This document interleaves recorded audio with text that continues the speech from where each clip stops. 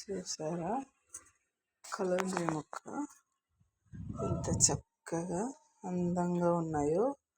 మొత్తము red colour అన్నమాట.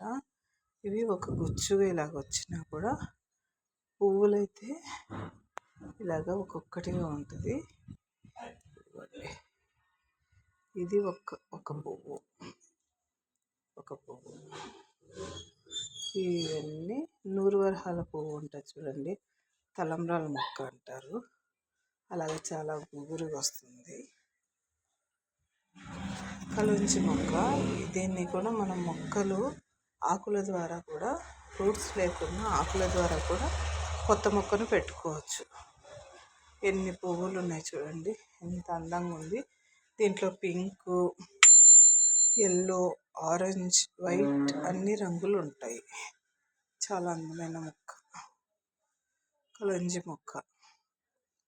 Thank you.